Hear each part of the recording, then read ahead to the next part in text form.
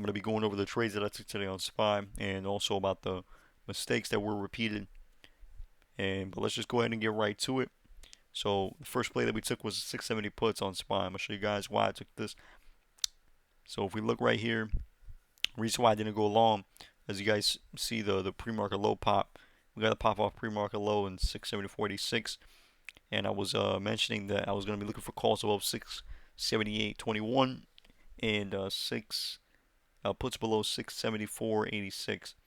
All right, now the put trigger paid, and the reason why, guys, I didn't go long is because when we already had an aggressive move to the upside, I need to see a double confirmation because I don't want to get into this just longing here just because we got this little bounce and this hold here because this can easily switch up on us, right? And this range is too small for me to really be looking for um, an entry to just full pour longs and see the upside, especially after we just saw a power move.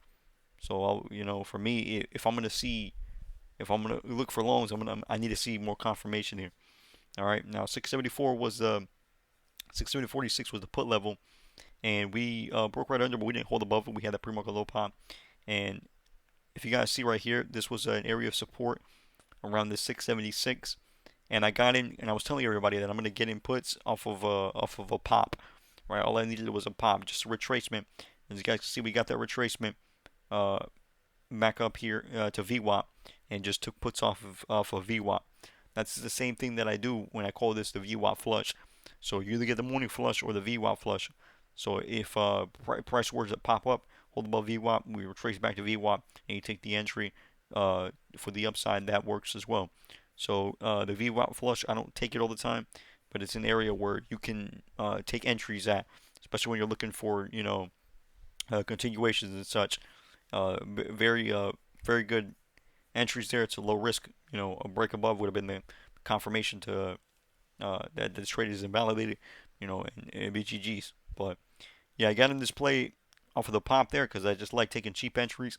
And then this, I didn't think it was gonna be that aggressive, but the candle paid instantly. This went over like 50, 60%. Some people got that much percentage. I only took like 40%. But yeah, it was a nice bag, and I know a lot of people that held and they took another entry right after, waited for confirmation off of the break, the put level, and took this all the way down to 670, 671, 95, and that was a great move down there as well. Second play we took. Let's talk about the mistakes that we made.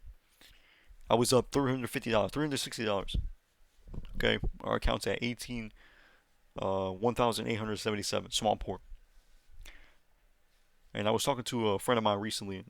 Uh, I just went to dinner with him, and we made the same mistake. We went in puts together, and we were just talking about what what drives us to take another play. Okay, is it because we have buying power? Is it because we have something to prove? Is it because of greed? All right, and we were just kind of like connecting dots with certain things, and like I was asking him, okay, uh, was I paid?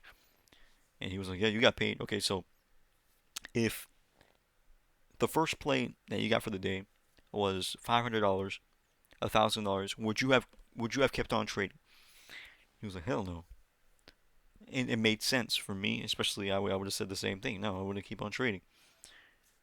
And I was like, did you get paid or did I get paid? He's like, yeah, we got paid. Okay, so why do we keep on trading? And that's the issue. So um, we were kind of like trying to connect the dots, and the thing was is because uh, we do it because we have buying power and we want to get rid of it. And we think that because we have buying power, that gives us the right to just take every trade and chase every move and scalp every candle. No. And also because when we see a potential play incoming, we want to capitalize off it. Because, back then we would watch the moves happen and it wouldn't really hurt us because, we already did our play for the day and it took up most of our buying power, so it doesn't really matter. But when you have the opportunity to capitalize off of it and you see the potential play incoming, the problem is that when we're trading zero DTEs and the day's almost about to end, you are being pressured to almost force a play, even when it's not there yet. But you know it's coming, or it's setting up, or it's bouncing around to the idea of what you were going to do. So this is a very important to understand.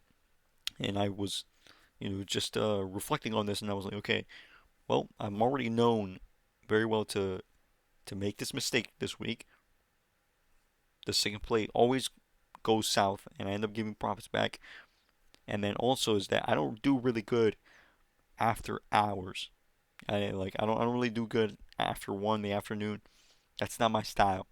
Okay, by getting trades with low confidence, and I oversized. I went heavy.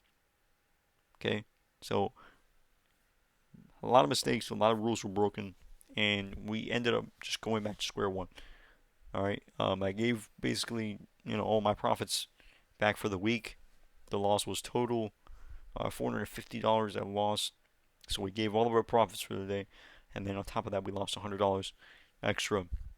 So yeah, we lost all of our profits for the week.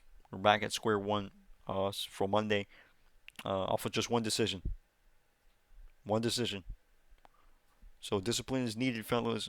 I take accountability. You know, the play ended up going as we wanted, and I got inputs. Looking for a break. I was under the MAs. I was looking for a break under 674.86. For the put trigger. It didn't break. I didn't wait for the. I didn't wait. I was impatient. I forced the play. I forced it. I forced it. And obviously this we got stopped out with this fake ass move to the upside, and they knew what to do. We were looking bullish.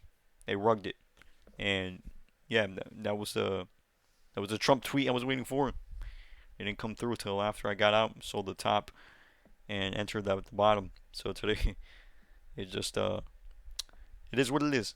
But it's part of the game, fellas. It's part of the video game. Remember to keep your head up. Remember to keep your head up. We will be rich, guaranteed.